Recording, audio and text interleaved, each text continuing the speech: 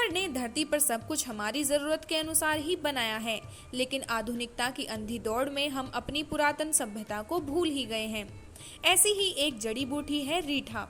रीठा के पेड़ से कीड़े मकोड़े, सांप और चूहे दूर रहते हैं, इसलिए धान की खेती करने वाले लोग अपने खेत में रीठा लगाते हैं ताकि उनकी फसलें चूहों से बची रहें। हेलो फ्रेंड्स, मैं हूं मीरा और आप देख रहे हैं साइंस मैनिक। यदि आपने अभी तक हमारा चैनल सब्सक्राइब नहीं किया है तो तुरंत करें और बेल आइकन भी ऑन करें ताकि हमारी सारी अपडेट्स आपको मिलती रहे। रीठा में एंटी वेनम होता है जो सांप और बिच्छू के काटने का जहर आसानी से उतार सकता है। रीठा का वनस्पतिक नाम सेपिंट सेपोनेरिया है। यह एक वृक्ष है जो पूरे भारत में जगह जगह पाया जाता है।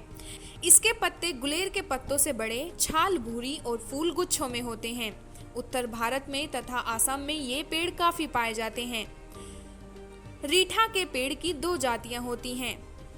पहली है सेपिंडस मिकोर्सी और दूसरी है सेपिंडस ट्रिफोलेटस। रीठा के फलों को पानी में भिगोने से और मथने से झाग उत्पन्न होते हैं, जिससे सूती, ऊनी और रेशमी कपड़े तथा बाल धोए जाते हैं।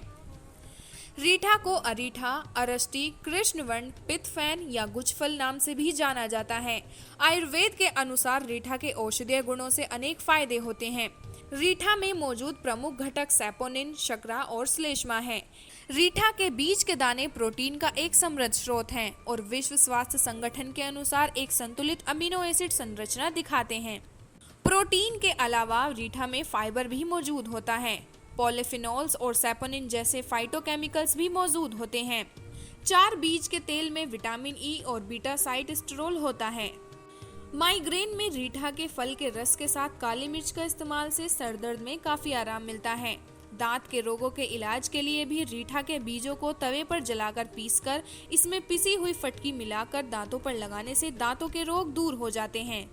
रीठा में पाए जाने वाले सैपोनिन ने कैंसर सेल लाइन के खिलाफ कैंसर विरोधी लाभ दिखाए हैं। सैपोनिन के एंटी ट्यूमर जेनिक लाभ विभिन्न प्रकार के एंटी ट्यूमर मार्गों का परिणाम है। रीठा और त्रिकुट चूर्ण को पानी में डालकर इसकी 4 से 5 बूंदें सुबह नियमित रूप से नाक में डालने से अंदर जमा हुआ कफ बाहर निकल जाता है और सर दर्द से तुरंत लाभ मिलता है। आंखों के दर्द या आंखों से पानी बहने पर रीठा फल को जल में उबालकर उससे आंखें धोने से काफी आराम मिलता है। रीठे को पानी में उबालने पर झाग निकलते हैं, तो इस पानी का सेवन से हैजा और दस्त के रोग में भी काफी आराम मिलता है। साथ ही साथ प्रसव को आसान बनाने में भी रीठा का प्रयोग काफी फायदेमंद होता है।